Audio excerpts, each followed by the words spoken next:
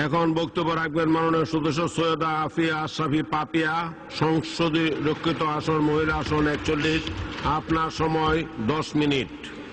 মাননীয় speaker, barrister Moudud Ahmed সাহেব, দেশনেত্রী বেগম খালেদা জিয়ার গুলশানস্থ কার্যালয়ে বোমা পাওয়া গিয়েছে এবং আজকে খুব গভীর দুঃখের সঙ্গে উদ্বেগের সঙ্গে আমরা আরেকটা জিনিস লক্ষ্য করলাম যে দীর্ঘদিন যাবৎ শহীদ রাষ্ট্রপতি স্বাধীনতার ঘোষক জিয়াউর রহমানের নামে জিয়া আন্তর্জাতিক বিমানবন্দরের নামকরণ নাকি পরিবর্তন করা হয়েছে। তার বিরুদ্ধে প্রতিবাদ স্বরূপ ব্যারিস্টার মওদুদ আহমেদ সাহেব বক্তব্য রাখতে চেয়েছিলেন। মাননীয় স্পিকার, আপনি বক্তব্য রাখতে দেননি। তার প্রতিবাদে আমরা সাময়িকভাবে 10 মিনিটের জন্য ওয়াকআউট করেছিলাম। মাননীয় স্পিকার, গত রাতে আকাশের চাঁদকে প্রশ্ন করলাম, তুমি আলো দাও কেন? চাঁদ বলল, এটাই আমার ধর্ম। নদীকে প্রশ্ন করলাম, তুমি বহমান কেন? নদী বলল, এটাই আমার ধর্ম। আজকে সরকারি দলের সমস্ত সদস্যবৃন্দদের প্রশ্ন করতে চাই, কথায় কথায় বিএনপির বিরুদ্ধে বিষোদাগার করেন কেন? নিশ্চয়ই মুচকি হেসে চিৎকার দিয়ে বলবেন, বিএনপির বিরোধিতা করাই হচ্ছে আওয়ামী লীগের একমাত্র ধর্ম।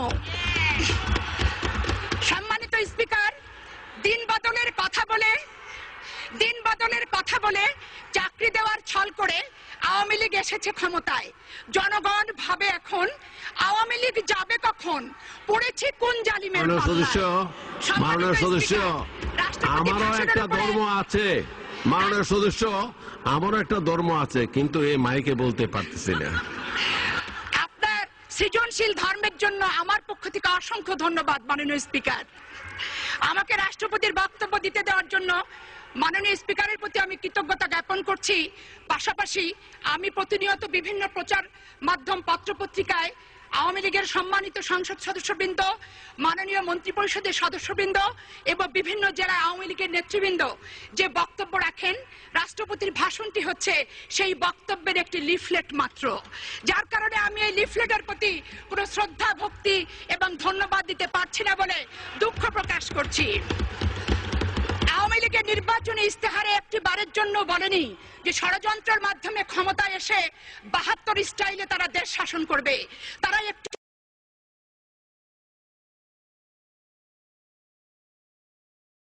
দিতে পারছি না বলে দুঃখ প্রকাশ করছি। আওয়ামী লীগের নির্বাচনী ইস্তেহারে একটি বারের জন্য বলেনি যে ষড়যন্ত্রের মাধ্যমে ক্ষমতায় এসে 72 স্টাইলে তারা দেশ শাসন করবে। তারা একটি বারের জন্য বলেনি যে বাংলাদেশের রাষ্ট্রীয় ক্ষমতায় এসে বাংলাদেশকে ভারতের করদ রাজ্যে পরিণত করবে। তারা কিন্তু একটিবারও বলেনি, মাননীয় স্পিকার, যে তারা বাংলাদেশের সন্ত্রাস, টেন্ডার, চাঁদাবাজ, শিক্ষা প্রতিষ্ঠানে ভর্তি বাণিজ্য, নামকরণ পরিবর্তন, সর্বোপরি শহীদ রাষ্ট্রপতি জিয়াউর রহমানের মাজার নিয়ে তারা ষড়যন্ত্র করবে। তাদের নির্বাচনী ইস্তেহারে কোথাও কিন্তু লেখা ছিল না।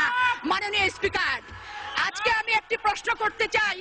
লগি বৈঠার আন্দোলনের ফসল তত্ত্বাবধায়ক সরকার যেদিন শপথ গ্রহণ অনুষ্ঠানে গিয়েছিলেন, সেদিন বাংলাদেশের রেডিও টেলিভিশনের মাধ্যমে 15 কোটি মানুষ সেদিন দেখেছিল লাল পেড়ে বেনারসি শাড়ি পরে, গলায় মুক্তোর মালা দিয়ে, মুচকি হেসে দলের নেতাদের দলীয় পোশাক পরিয়ে সেদিন অভিনন্দন জানাতে গিয়েছিল কোন দলের নেত্রী।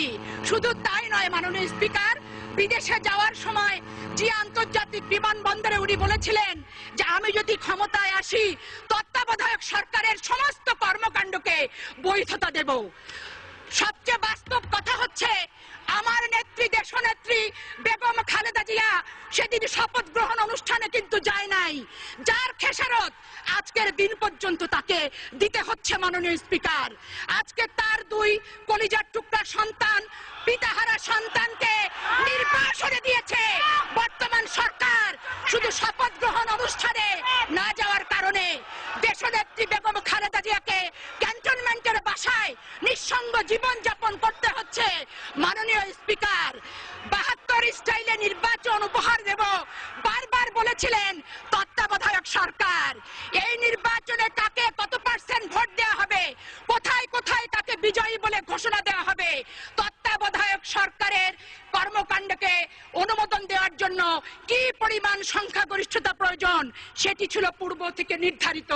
তাই তো বাংলাদেশের জনগণ বলে, জলিল সাহেব মুখ খুলল, থলের বিড়ালটি বেরোলো, ভোট নাহি দরকার, আওয়ামী লীগের গঠনে সরকার, রেডি আছে ফলমূলা, খালেদা জিয়া 35, অন্যরা 20, বাদ বাকি হাসিনা, নেই কোনো ভাবনা। আজকে কথায় কথায় আওয়ামী লীগের সংসদ সদস্যরা বলেন, কথায় কথায় বলেন যে 72 থেকে 75-এর শাসনামল বাংলাদেশের ইতিহাসে যুগশ্রেষ্ঠ শাসনামল। দুঃখী মানুষের মুখে হাসি ফোটানোর জন্য শেখ মুজিবুর রহমান বিশাল বিশাল কর্মসূচি গ্রহণ করেছেন, যেই কর্মসূচির কারণে দেশে এবং বিদেশে উনি খেতাবে ভূষিত হয়েছেন। আর কিভাবে আওয়ামী লীগ শেখ মুজিবুর রহমানকে জাতির পিতা ঘোষণা দেবেন এই পরিকল্পনায় তারা ব্যস্ত রয়েছেন। আরো ব্যস্ত রয়েছেন বাংলাদেশের প্রতিটি বাড়িতে বাড়িতে আইন পাশ করে মাননীয় স্পিকার কিভাবে শেখ